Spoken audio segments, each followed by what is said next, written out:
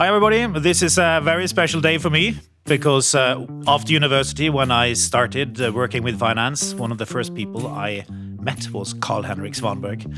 He was then at Assa Abloy and he built Assa Abloy, moved on to become the CEO of Ericsson, then the chair of BP and then the chair of Volvo. I considered Carl-Henric the leading European industrialist. It's a pleasure to have you here. Thank you. Carl-Henric, what is leadership? What is good leadership? Well, I think leadership is how do you get the most out of your people? How do you get them to perform the best they can ever be and move towards a target? And of course, leadership is there for also to have a target, to have an idea where you're heading. And I think everybody that works in a company or in a group, whatever, they love that, a clear target. Now, you, just going all the way back, you grew up in a tiny little village up in northern Sweden. Yeah. What has that done to you as a leader? Well, I first of all, I moved south when I was 16. We had moved around from different places, but I was born there north of the Arctic Circle. And that created a huge interest for me in the mountains and in the wilderness. And I loved being out there. And I thought I would spend my entire life in mountains in various ways. But then I moved south and it was different. But it's... I think my upbringing was, I think that was quite fostering. It was a demanding life. When you come to a place like that, in principle, you have to do something. You can't just sit through the whole day. You have to do something to get warm, to get food, to make a living. So because this was before the video games. Yeah, before the video games. But even so, even video game players need to eat and need to stay warm. So it's hardworking people. It's serious people. It's interesting. Many people, many leaders talk about the upbringing of moving around a lot as being instrumental in making them more agile. Yeah, I mean that is truly. That I've always said that is true for me because although I was born in that little village, it's actually I was there just a few weeks ago, and it's so tiny now that it's like one of those where it says the name of the village is said on both sides of the sign because you the minute you have entered, you're on the way out. It's just a few people living there. But I moved about 15 times before I was 20, and moving for me was, I think, made me develop skills in a positive way. I knew that I had to sort of make friends in the new place, make sure I became part of the groups and I adjusted. And I still have a bit of a nice feeling when it's time to move. Packing boxes, moving on. I'm probably a bit of a nomad in my blood by now. And by the way, I think one should not shy away from that fact when it comes to that I was 8 years with Assa Abloy, then jumped to Ericsson was a pretty big jump, and then to BP and then to Volvo. Yeah. I mean, I haven't been nervous. I've been inspired by change. When I met you the first time, you were at Assa Abloy, and you built it up pretty much from nothing, right? Yeah. Through acquisitions. Yeah. And generally speaking, acquisitions can be, well, not many of them are that successful. So how did you manage to make so many successful acquisitions at Assa? Well, I can go deep into it, but let's go deep. Yeah, we acquired first Assa and with sales about 500 million Norwegian crowns or $50 million US. Lots of people, and it's an overcrowded company, and the company was making losses. What was interesting with lock companies is that you have so many variants. You sell locks that fit into every door. If you sell a new lock and it doesn't fit into the door, you have to change the door. So we basically produced everything we ever produced, and it was a mess in the whole production. We did basically a Toyota lean manufacturing process work, and we reduced from basically 1,000 people to 500, and the company became very, very profitable. And that's when we thought, this is, we used to say that if you didn't know what people was going to buy in the next day because we had 100,000 variants. But when the year had passed, we had sold exactly the same as last year, maybe with 2+% of growth or something. So we knew that we needed flexibility day by day, but not over a full year. And when we learned that, that's how we simplified the workflows and got to those numbers and high profitability. And then we realized there's a lot of lock companies out there, and they all shared the same problem. They were old-fashioned, often family-owned. One, the oldest JPM from 1649, have always made locks. And we bought one after the other. We rationalized and we grew. And Well, you bought 100, right? yeah, and we grew from about this 500 million that we were first to about 25 billion. There was a lot of lock companies we acquired. And steady growth. So when you buy so what's the first thing you do when you buy a company? So now you're buying. So now I have a locks company. Yeah. Nicolai Tangen Locks. Yeah. 100 years old. Yeah. Because it was founded by my grandfather or the guy before him. Yeah. What do you do? The first thing you do, basically the day after the press release, we would go to that company and we would say to management, and we had very, very often bonded quite a lot with management. So they trusted that we were coming with a positive story. And we basically said, let's meet everybody. And some said, you mean the whole management team? No, I mean everybody. The white collar workers? No, everybody. Yeah, but then we have to go to a sports house or something, a handball stadium or something. Yeah, that's a good idea. Let's do that. And we talk with everybody because, there's an old saying that in order to be a happy child, you need to be seen, you need to be loved, and if you're a son, you probably want to be a little better than your father. Yeah. And it's the same thing here. Now you get acquired. What does this mean to me? They acquired us. We just had a strategy conference. Does that matter? And I just became the sales head. Does that matter? So you have lots of questions, and the whole momentum in the company stops. But if you then go and see them, you go up on stage and say, hey, I'm Carl-Henric. This is my buddies here. And I'll tell you how we work and what we would like to see. And we think you could be a part of a great story. And it was like it was a little bit like when you boil spaghetti and you put a little oil in, the whole boiling slows down and the water gets much calmer and all the nervousness. So you were the oil. Leaves. I think we were the olive oil. When I speak to other CEOs, they mention you as one of the people who have this incredible ability to create trust. What's the key to create trust in a situation like that? I think it is that you speak the truth, that you have, and that might seem easy, but when you acquire, it's also a matter of you have to thought through what your strategy is, and you have to be, whatever you say, if you start to walk back on that, it's not gonna be easy. And we were very clear. I mean, we think we can create an absolutely wonderful company and we can be a world leader together and this and that. But of course, change means that we probably have to do layoffs. We have to become more effective because that's how we create the resources so we can invest and become an even stronger company. So but you don't have to be brutal. It's quite... it's almost self-generating a momentum that carries the company and the group forward.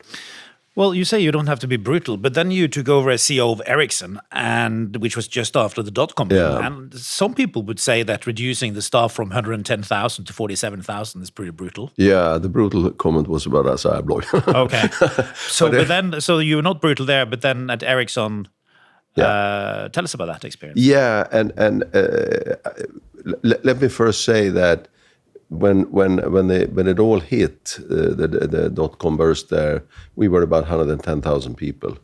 And there was targets, we were 85 when I got in, and we said we continued to reduce until we were down to 47,000. That was massive. We took out $50 million of cost every week for 100 weeks. Wow. This was huge. But the thing is that those that work in a telecom company like Ericsson, they know what the market is like. So you didn't have to explain why we needed to do it. It was more about how to do it. And that was of course tough. And we continuously agreed on numbers that we need to reach, and the people in the management team, they had to sign, they got the quota, they got the papers, and they did it. If you look at it at the end of the whole process, these were very skilled people. So basically, I don't think many of those that we laid off were unemployed for very long. They very quickly were absorbed by other companies, which doesn't mean that you kick the can down the pitch. So others, maybe the opportunities got lost. But so if you think about that, laying off 60,000 people, 30,000 in Sweden, and you say that it's 3 jobs in every job Ericsson has, it creates 3 other jobs. You're over 100,000, and then you take families on top of that. So this was a huge thing. It was tough. What did it do to you psychologically? Well, I think we were so determined to get it right, and we were the only of all our competitors that actually, I think, got through it in a decent shape. So it became a bit of an inspiration also. And I got an email from a co-worker that wrote to me that when we had, after I think beginning of Q4 in 2004, when we had a positive result, that said, today I did not take off my badge when I jumped on the subway on the way home. I mean, people were proud of the whole change, and drive change when you know it is necessary is not hard, because the alternative is harder. When you look at the telecom sector today, what do you think? Well, it's I don't know too much in detail. Of course, Ericsson goes through certain troubles that are not necessarily related to the sector per se. Some of them are maybe self-inflicted, but and they say so themselves. What's interesting with Ericsson, that's been around since 1874, and they had mechanical systems, electromechanical systems. They had electronic systems, transistor-driven, integrated circuits, and then came software. Every time companies have been lost among their competitors, and Ericsson keeps going through, has an incredible ability to keep driving through and driving with change. And I think it has a lot to do with this also, that if you're nervous about change, then you shouldn't be at Ericsson. But if you're at Ericsson, you're nervous about not changing, because they know, everybody are engineers, they know that doing no change is going to take us down. So you have to change. I had one of my fellow co-workers there that came out of a meeting they had when they reorganized the division, one of the biggest divisions. And he came enthusiastically out of the meeting, and I wasn't part of the meeting, and he said, "Hi." I said, "How are you doing?" "Oh, it's fantastic. We have completely new organization. It's going to be fantastic." "What are you going to do?" "I have no idea. I'm sure I'm going to find something." And when you can get that spirit in the company, then you can go through very dramatic change. And I think that's the reason why Ericsson's still around after 140 years. No, I love change, but how do you find people who like change? How do you screen for them? Well, I think you foster them, actually. I mean, if in Ericsson everybody's so used to it. If you take, on the other hand, if you take BP, which was much more difficult, because they were, if anything, they were so totally committed to supplying the world with energy and doing so with fossil fuel. And they were determined that this is going to be for a long, long time. And their change, more dramatic change, was clearly a threat to the company's existence. Well, let's talk about BP. So you took over as the chair, and then after 2 weeks, bang, Deepwater Horizon catastrophe, biggest oil spill the world has ever seen. Yeah. Tell us. No, it was, of course, I mean, first of all, I was elected 2 weeks before, and but in the first AGM, but I had joined as chairman a few months earlier. But obviously, I didn't know much about the industry, so that was tough. But again, there is a kind of raw strength in a company like BP to deal with the changes. People left their homes with a packed bag to go for 2 weeks and be part. They could come from Ghana or Angola, or they could come from Azerbaijan, and they just needed to go over and help. And they would eventually be there for half a year or something, and with whatever they brought for 2 weeks. I mean, there was such a company spirit, such a company strength, but it was obviously a very challenging time for the company. And I mean, my little knowledge, there were some pluses in being new, because if you go to America, and BP at the time was bigger than Exxon in America in oil and gas production. But we were the present management gets incredibly questioned, and it gets hard to sort of stay. And like the Americans say, I mean, it happened during your watch, so I'm sorry. And they are used to that. So, but I was a new guy, so I guess that gave me a bit of a leeway. It was tough. We had. If you split it in two, then so internally, what do you do internally? Would you have? I mean, you need to inform, and focus on what the key stakeholders here, the employees, need to inform them all the time. You need to inform the board members. The board members that came from all over the world, if they were sitting watching CNN and they saw the spill going, I basically called every board member every day for 100 days.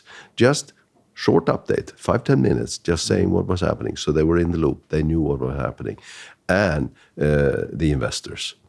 Newspapers are brutally tough, but newspapers write what, for example, shareholders wants to hear.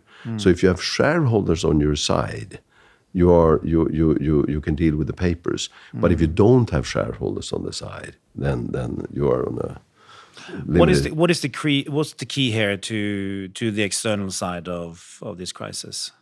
Well, the problem we had, which was almost impossible to manage successfully, but it was, Fukushima was a little bit the same. I mean, here we have a rig that is on fire, and everybody was convinced we can turn out the fire.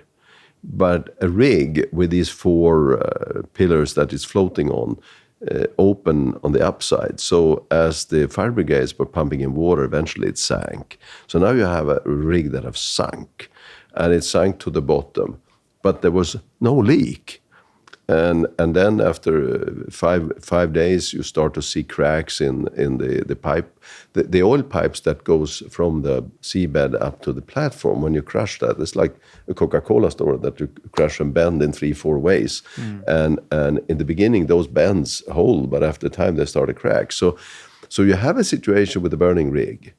A week later, it sinks. A week later, 2 weeks later, it starts to see some leakage. Of course, in the beginning, it was just muddy water after it had sunk and the seabed was stirred up. But so this was one of those that whatever you said of a situation update, it was worse the next day or the next week, and it's just worsened and worsened and worsened. And that's you chase your tail. It's you can either say nothing and look like an idiot, or you say something and look like an even worse idiot the next day because things are not what you said. So this was about as tough as it gets, I think, as a crisis. Who did you call for advice?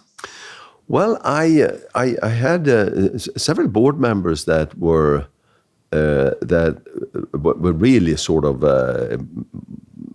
involved in all the discussions. I called them, and they were very, very, very supportive. You need to understand that you have the support of your board. I had also an outside crisis consultant, if you like, that dealt with all the big crises that you saw in the world, and very, very experienced, and especially for me because I just arrived in London. So I didn't know journalists, I didn't know the investors. So this consultant, what did he tell you? What kind of advice? Well, he said, focus on those that can fire you. Focus on shareholders, focus on the employee, on the board, and focus on the employees. And that was true, and I did that. Now, Obama could have fired you too, in a way. Well, I mean, because he was the president. Yeah, he was. I guess he could, but Obama was. He was new as a president. He was. He had just had his health bill. He tried to do his first attempt on Obamacare, and that had failed. And his next big thing was now the energy field, and he opened up new drilling and further out up in the northern waters and Alaska. And then this obviously again failed, and he had the midterm elections coming up half a year after the explosion. So I mean, he wanted to show progress, and of course he was out there and said all those things. I mean, I will make sure BP pays and all of that. But we were determined almost from the beginning there.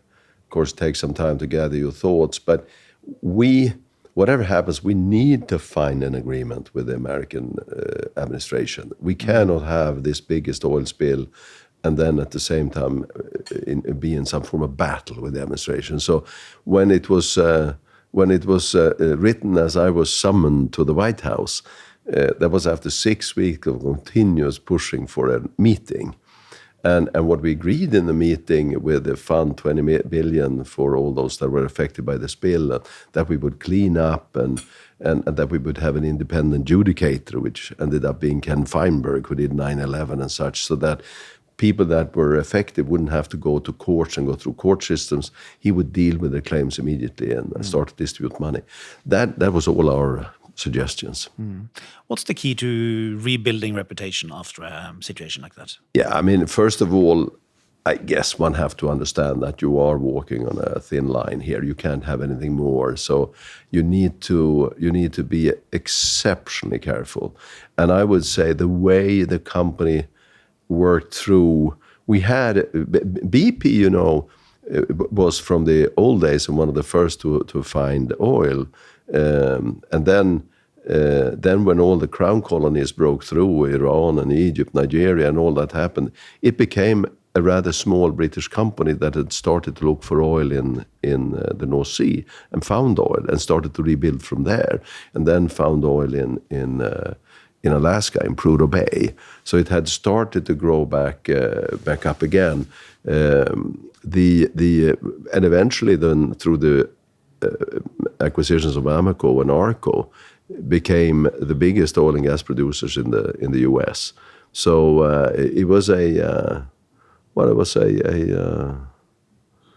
a serious blow for the company. But because we had a bit of a history by acquiring different places, it also meant that if you took an oil driller in Azerbaijan and moved him to the Gulf, the protocols may not be exactly the same.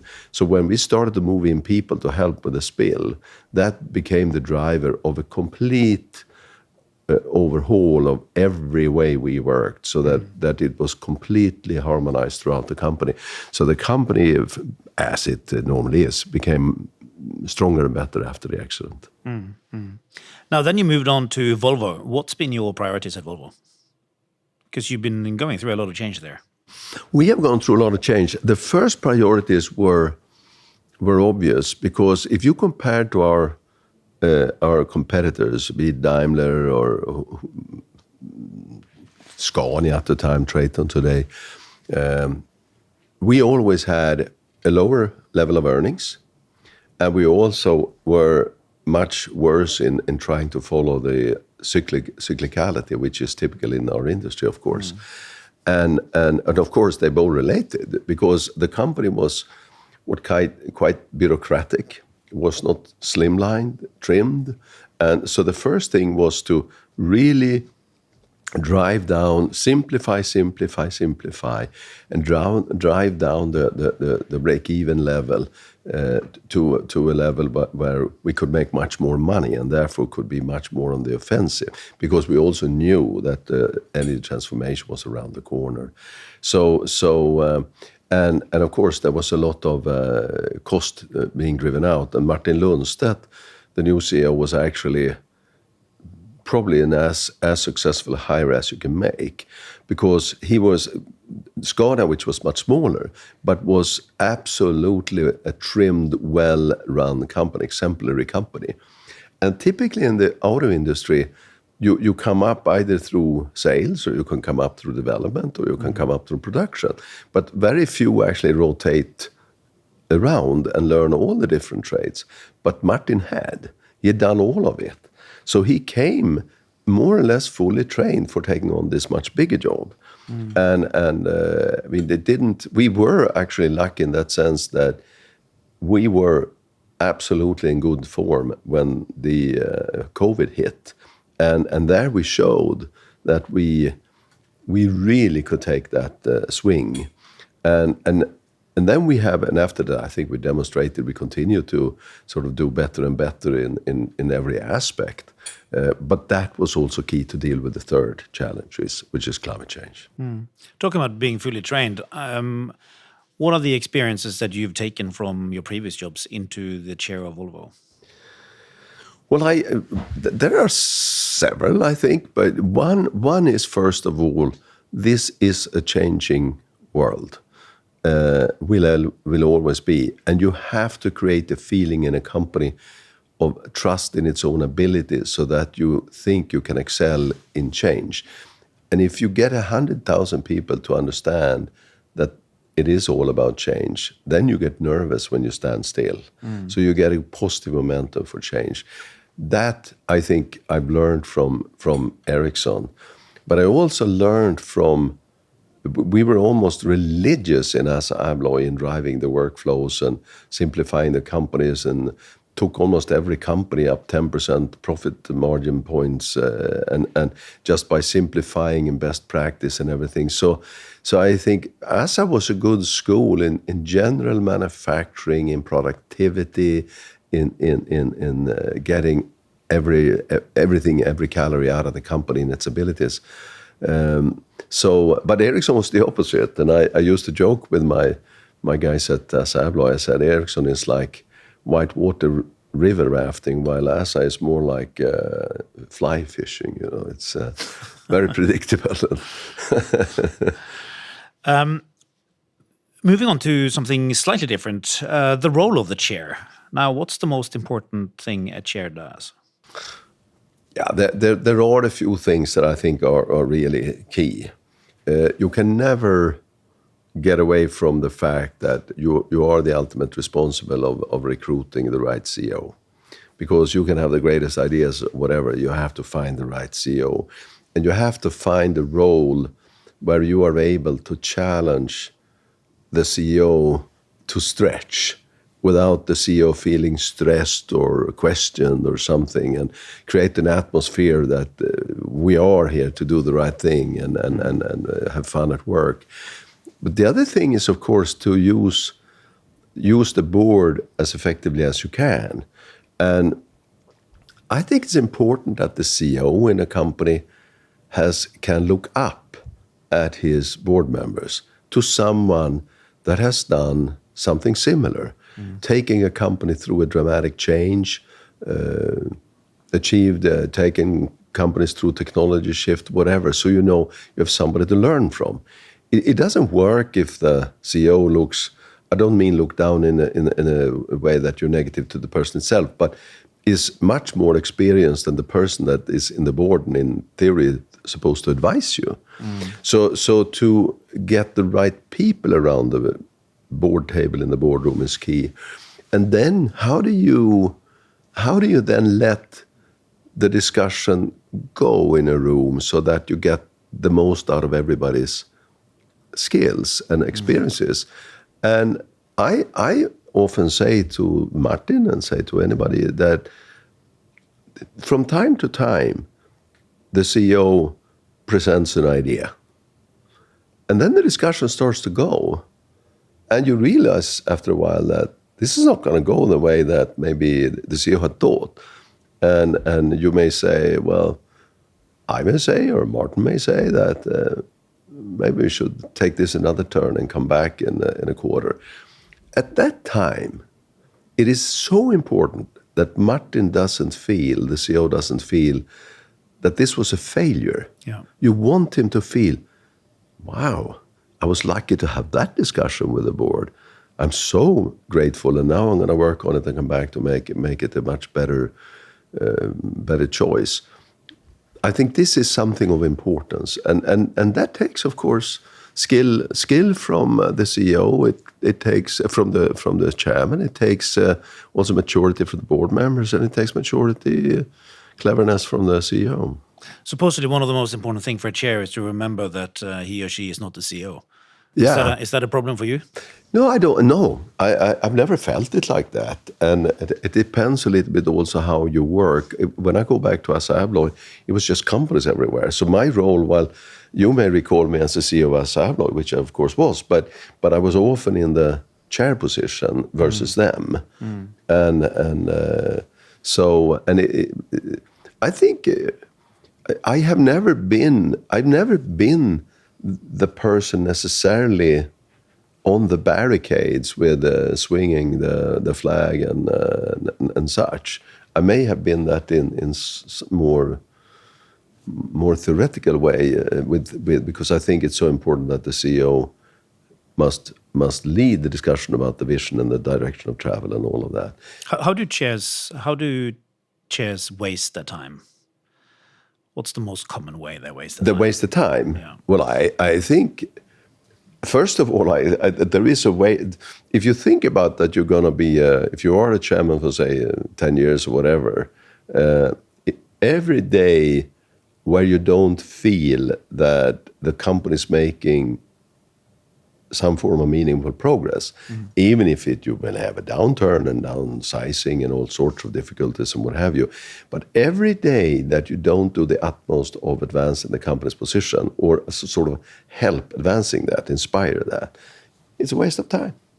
The same goes with the CEO, I guess. Yeah, the same goes for the CEO. It's actually interesting when you think about it, because the company, the CEOs, I think, are among the most long-term looking people you can find in society.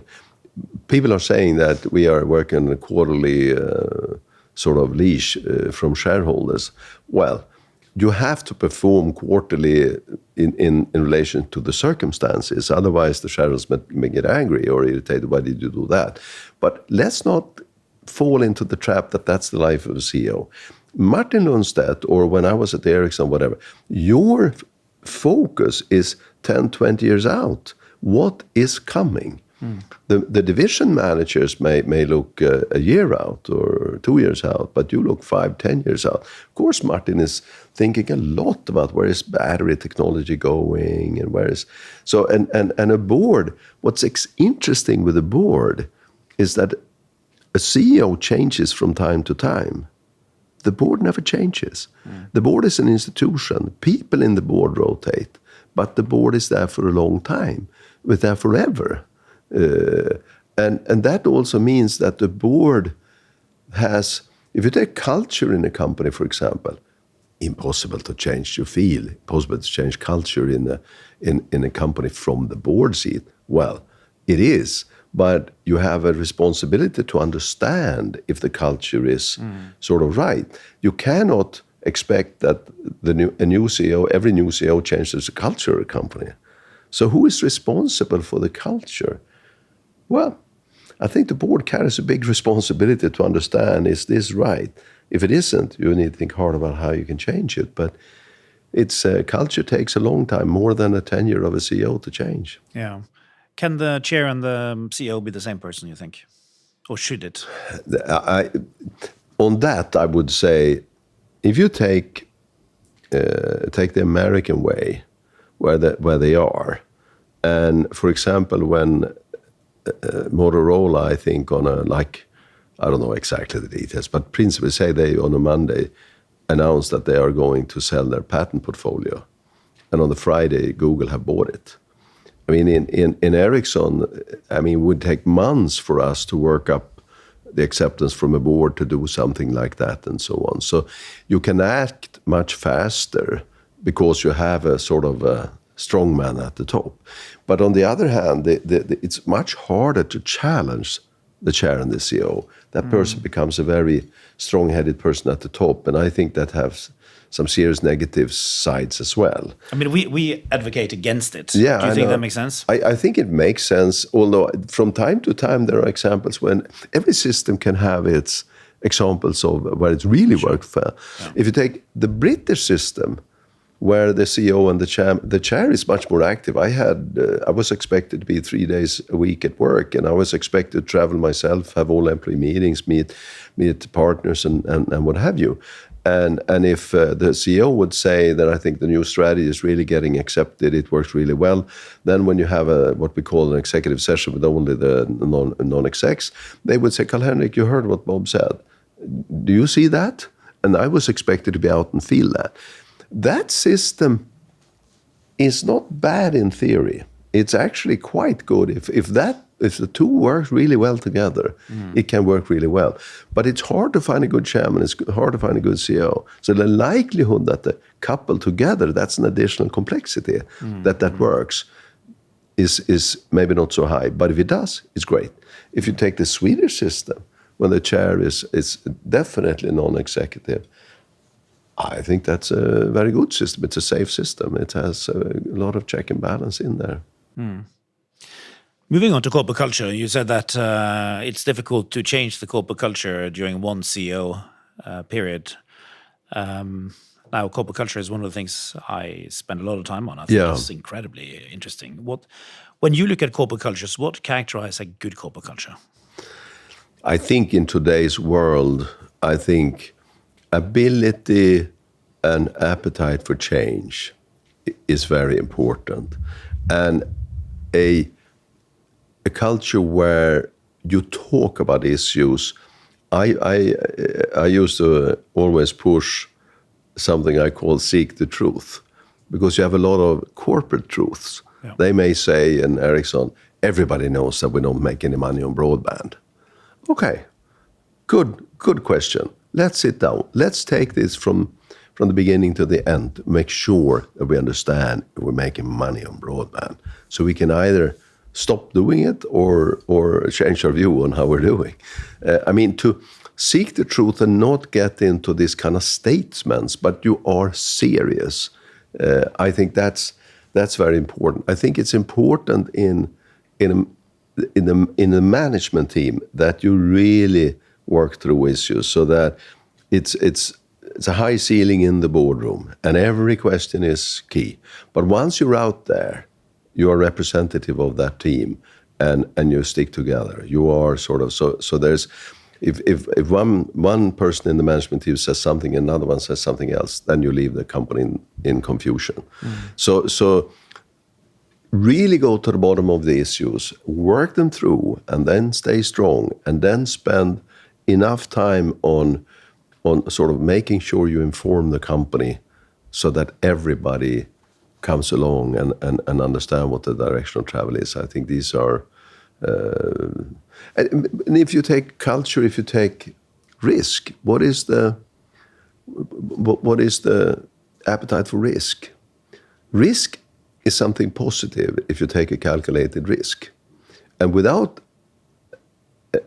a willingness to take risk, you will never win. How do you get people to take risks? By really talking through the issues, because take a risk, it's not a good risk taking to throw yourself out of an airplane and hope you find a parachute on the way down. I mean, that's stupidity. So risks need to be calculated and needs to be open for debate. So you know what you're doing. And sitting still is also a risk. So you have to understand that the future involves risk. What are the most important cultural changes you have implemented? I would say, I used to say I have a couple of mantras, but one was that seek the truth and know your numbers. If you can organize a company in such a way that everybody understands their financial targets and they can talk about them, truly understand the numbers, and not just going around with different kind of statements or whatever, but it's not founded on reality. So know your number. Numbers are key. I think to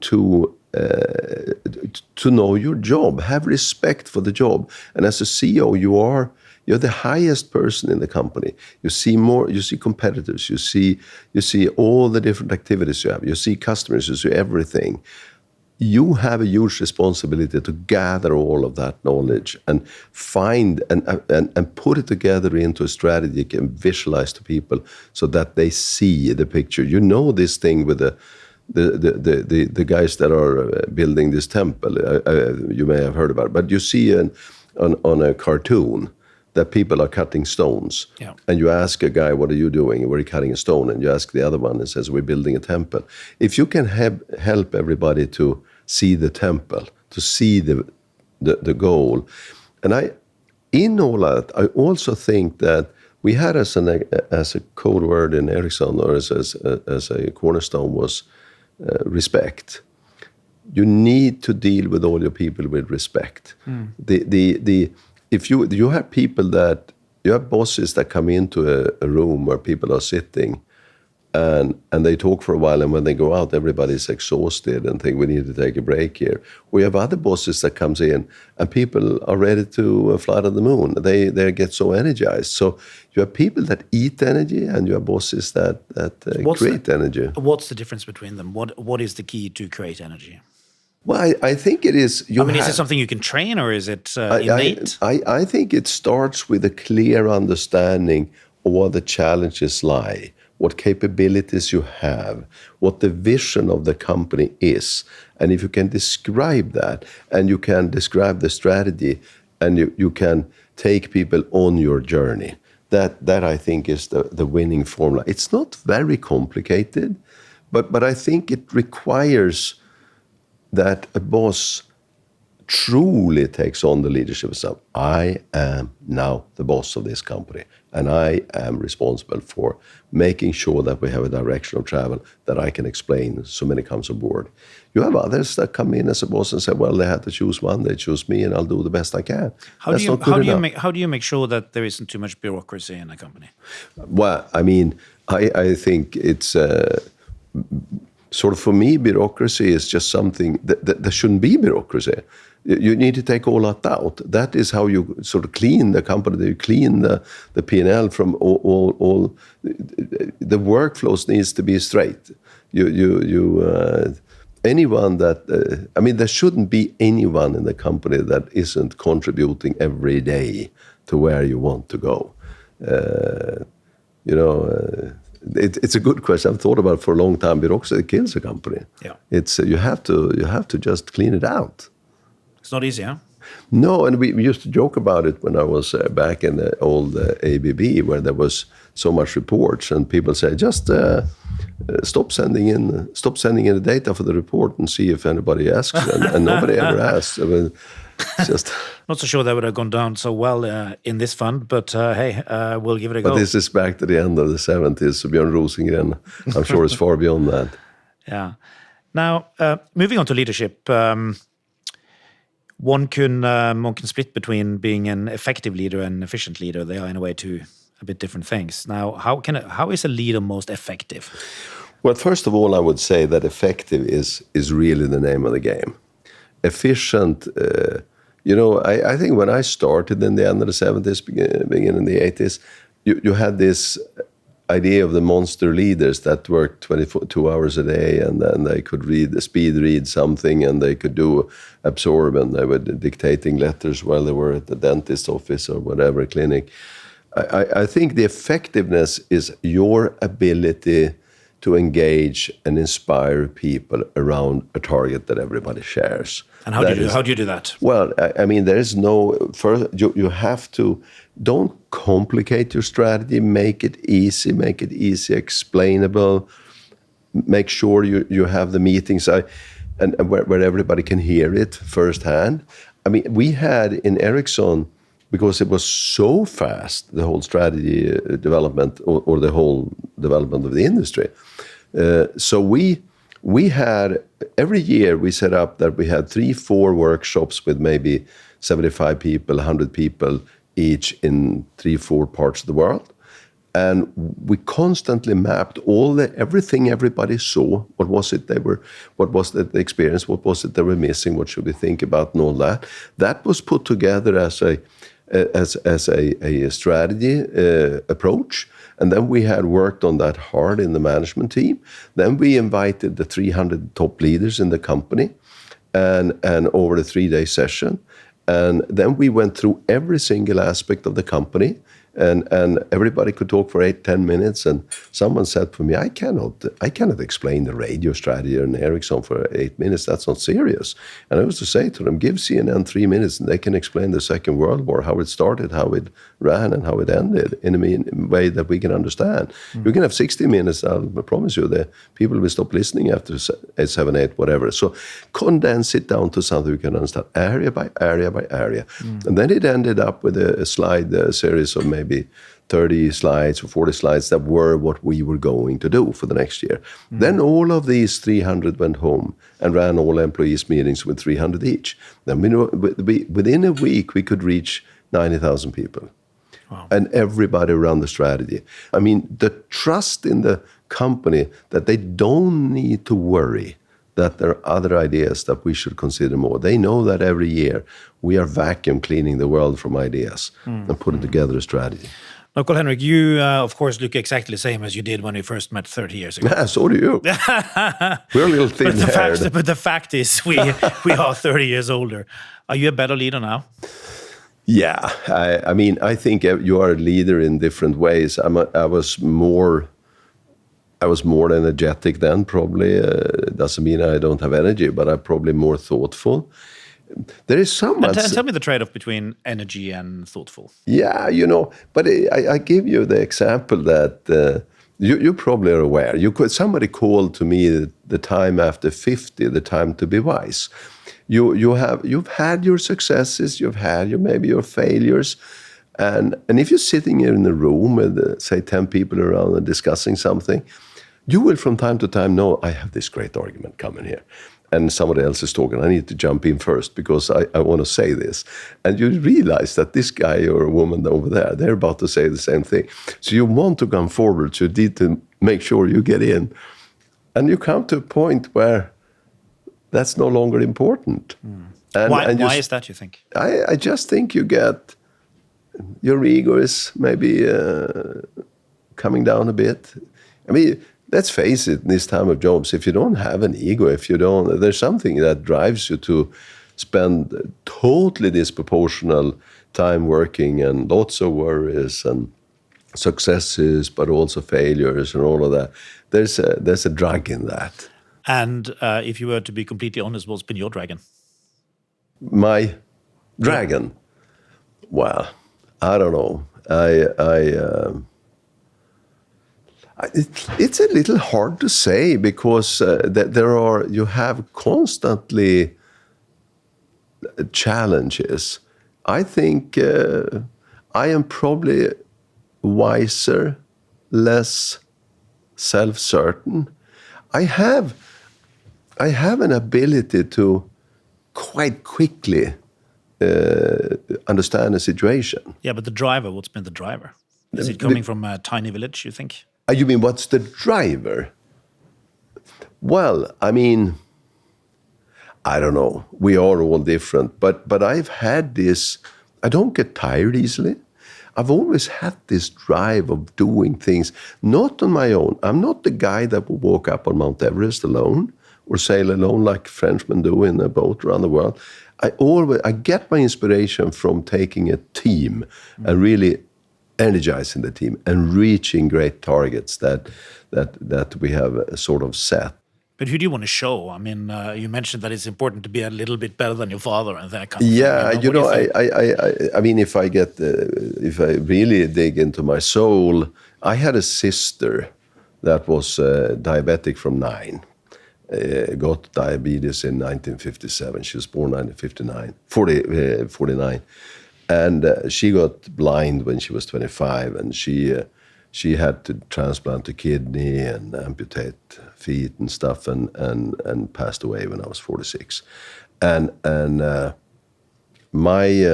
this was, I mean, I hardly recall any time when my parents sort of didn't always wanted to talk about my sister and the issues she had and all of that. And from early on, I always felt that I will always make them proud. I will not add to the burden. I've always believed that in a way have contributed to to my drive and my wish to always perform, would that have been the same anyway? But I'll tell you another interesting story, because I came... But do you think that's do you think that's the reason why you've been operating in Sweden so much? You could have gone anywhere in the world, and now you are going back to Sweden. I'm coming back to Norway. We're doing something that we think is good for the country. I have a... Maybe it's because we moved around 15 times. So I love Sweden. I mean, Sweden has so many issues. But I love king and country, doing the right things. I mean, I'm 71. I should have stopped a long time ago. And I left my CEO job when I was 57. I mean, I would have been, if I wanted to be financially better off, I should have continued as a CEO. But I like to be in companies, you know, if you think about Ericsson in energy, or in telecommunications, and BP in energy, and Volvo in transportation, they all play a very important part in society, and that's been. But if we are in this soul-searching mode, I must tell you a story, because I think it's a cool story. When I became CEO of Assa Abloy, and I came from very simple circumstances, and my mother and father, they lived then in Norrköping, south of Stockholm, 150 kilometers south of Stockholm, and they told me that I was going to get $120,000 US, 1.2 million Swedish. I was going to get that as my salary. And I mean, for me, that was, I mean, my head was swinging. How did I end up here? How could this be? So what do? 42 years old. I called my mother and said, are you home tonight? Of course they were, because they never went anywhere.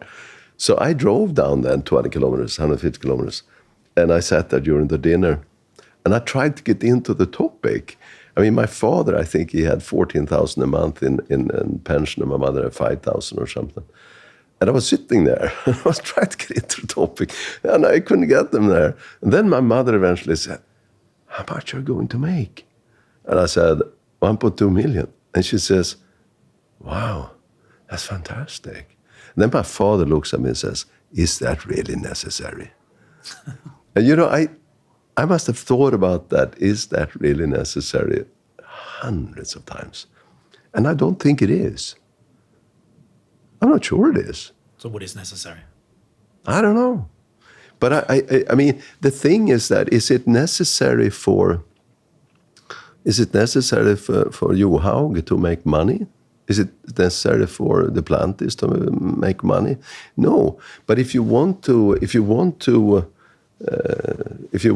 sort of buy Haaland, you have to give him a good salary, because everybody's after him, and it's not many that is like him. So where do you get the real pleasure from? It is definitely from achieving things together with the group. That's the whole thing for me. Well, Carl-Henric, you have achieved some amazing things. Congratulations, and a big thanks for being here today. Thank you. It's been wonderful. Thank you. Thanks a lot.